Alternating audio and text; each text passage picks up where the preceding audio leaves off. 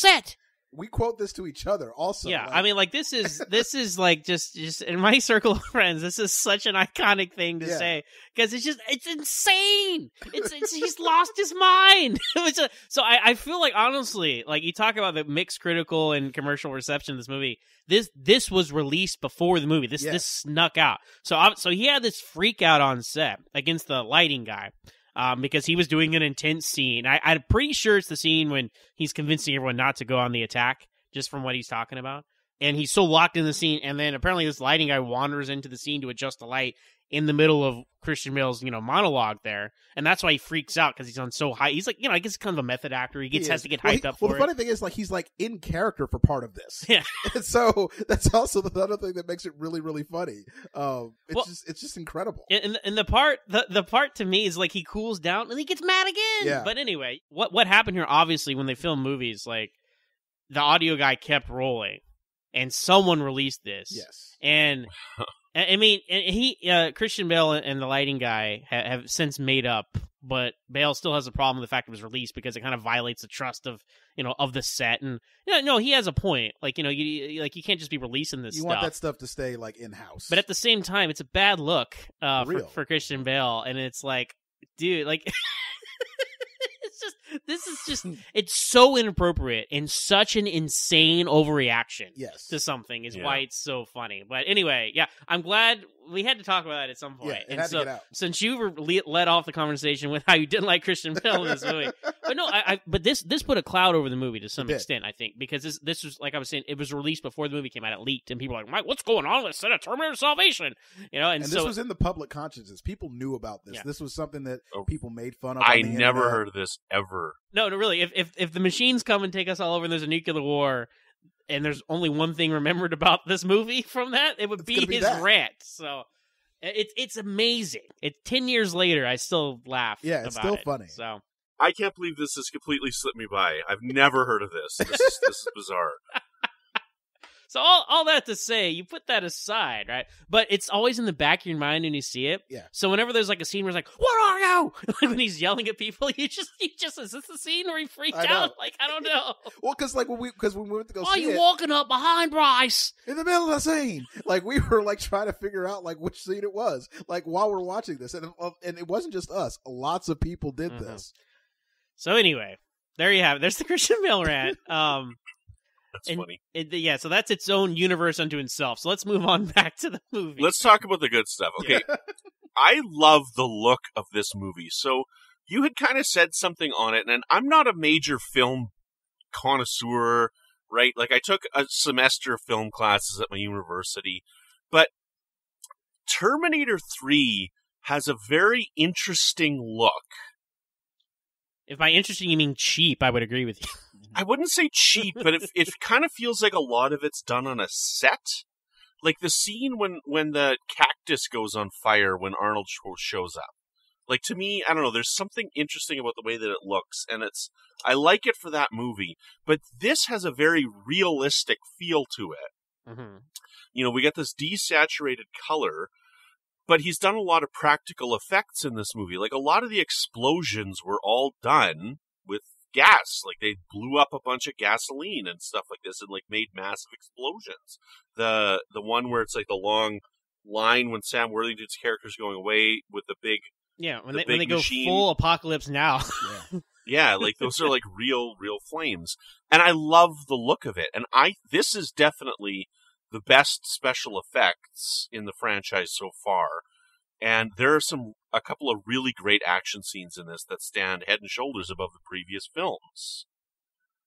So I really love a lot of stuff in this movie. So I don't know if you want to talk a little bit about the look. That's kind of where I started. But what do you guys think of the look, this desaturated color and this realistic feel that they're going for? Well, I think and I like it, like, in of itself, but I think the only thing against it is like the generic future wasteland look you see in like Mad Max or The Road or Book of Eli, movies like this where it's like the end of the world. It looks a lot like Book of Eli. To me, like, though it was like, I guess like kind of a real take on like this on a dystopian type of future, like it was just kind of bland, and like it kind of was lacking something for me. And if you think back to like the Universal Studios like experience for Terminator, like Terminator 2 3 Battle Across Time. So like that, like when you see that the future, like in the battles and stuff like that, that's kind of what I was thinking in my mind. And you get this, and it's just like, oh, this is kind of like in like what they fit this up New Mexico, like. Well,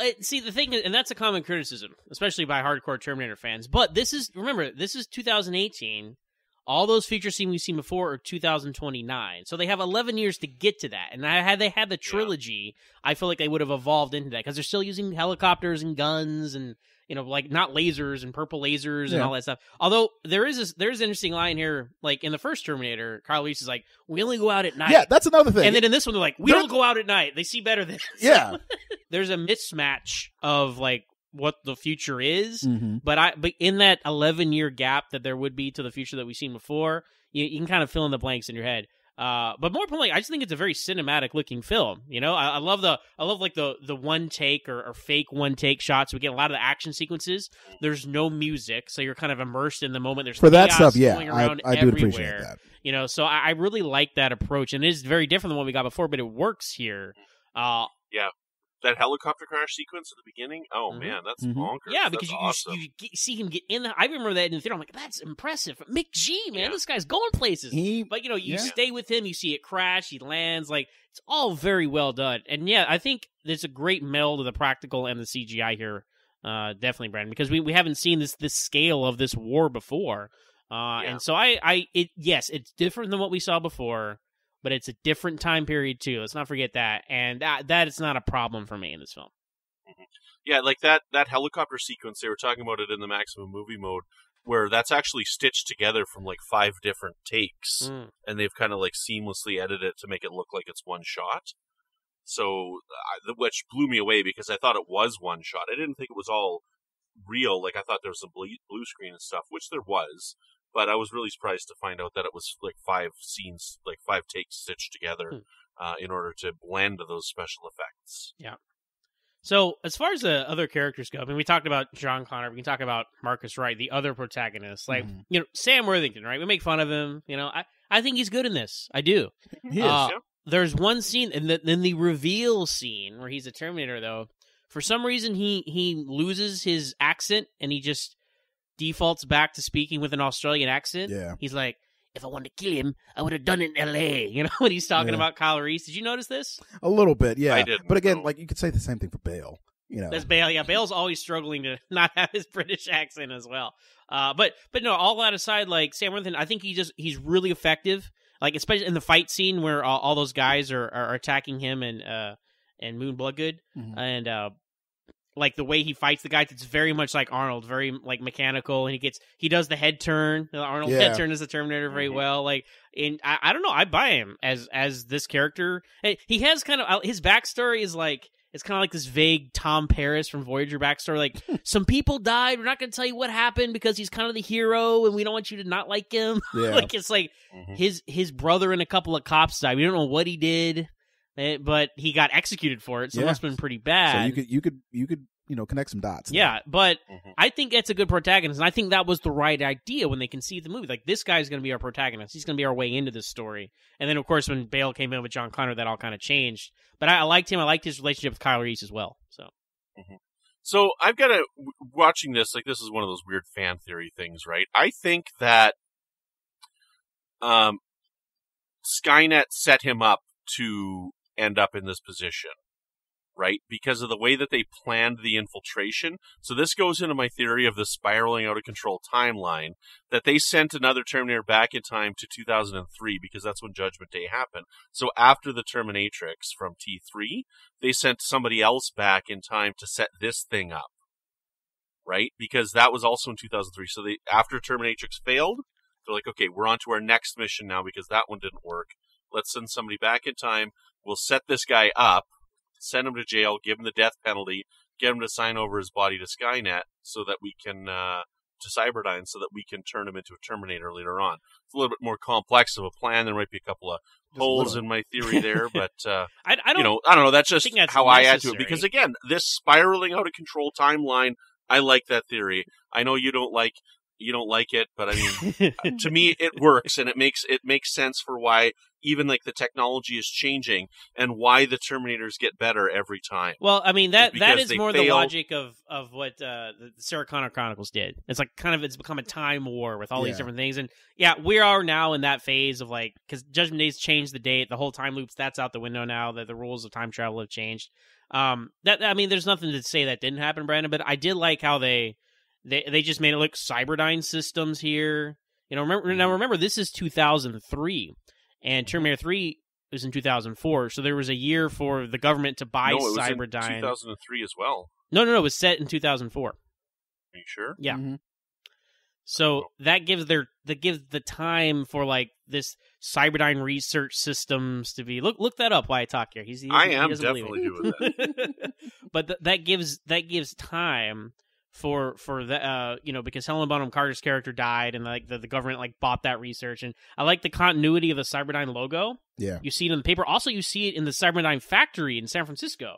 Like when they're sneaking around, like it's very subtle, but it's on the walls and on the keypads. I mean, that's really cool because you think to yourself, why would and people criticize the movie for this, right? Why would Skynet have like an office building or something, right? Yeah. But no, like this is an old Cyberdyne building that they just work out of now.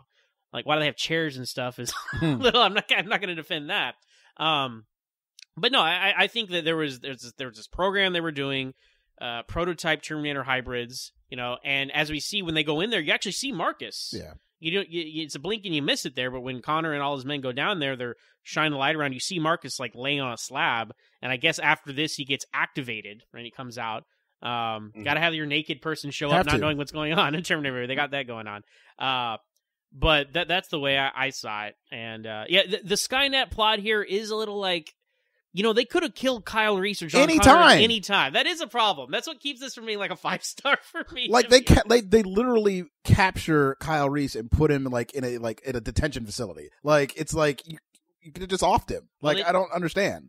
Like and the whole point. And I agree with you, Brandon. I like Helena Bonham Carter, like her as Skynet, like she. It's like a Borg queen almost, like kind of like robotic interaction. Although why Skynet would like give Marcus all this exposition at the end, it's kind of weird to me. Got a monologue. Yeah, that is a symptom of films where they got to give exposition because they're like, no, actually, what you've done was the plan the whole time. Because they got to get in there that this beam signal thing was a fake out, right? Or it was a way for them to get to the submarine to send off a signal so they could know where it is. By the way, did you look up when Judgment Day happened? Maybe. Sounds like I was right. The movie came out in 2003. That's why I had the tried to just move on past that. Well played. You mentioned the submarine. I thought that was kind of cool that the Resistance Command was on a submarine. Yeah, okay, before we get to the submarine, you're holding this from being a 5-star movie because they could have killed Kyle Reese at any time. They could have gone back to 1887 and killed Sarah Connor's grandmother. That's the problem with the time travel being like a thing they can always do. The first two movies, it was always a last-ditch thing. And that's what solved that problem. Like, well, the machines were going to get destroyed. They sent back the T-800 and T-1000, so we sent back our two guys, and we're going to let the past play out. That's why it worked. When you introduce this time war, you're absolutely right. That becomes a huge plot hole. Like, and then you got to keep always sending people back and to different times, mutually assured time travel destruction. Right. So anyway, it's like Star Trek First Contact. Why did the Borg travel to Earth to go back in time when they could have gone back in time in the Delta Quadrant and then flown to Earth with no resistance? Because but I put on my Star Trek fanboy hat and defend that. That was not always the plan. That was a last-ditch plan. Their plan was not time. Time travel is like, all right, we have this thing, we have this button we can push. It's not a sure thing. So being a computer, the Borg, right? You would logically look like, all right, we think we can get to Earth and assimilate it, but if we can't, we'll hit the panic button and time travel. So there. Just close that plot hole for you. Close that temporal wake for you about Star Trek. You're trying to put that does not work for me. You're trying to put logic to the Borg, and you can't do that. So anyway, anything else you want to say about Marcus? No. Before we get to the submarine, what? What's the deal with him and Moon Bloodgood? She likes him. Like that was interesting. I thought she kind of. I mean, he saved her life and stuff, but that was an interesting kind of wrinkle to throw into things. Yeah, there was one of the weirdest pop-ups on this Maximum Movie Mode. Like, I don't know who this woman was. I can't remember her name, but she was like she was like a person who worked on the movie. I don't know if she was like a producer or like a casting director or something else, but they were talking about Moon and her character, and they're like, we wanted to hire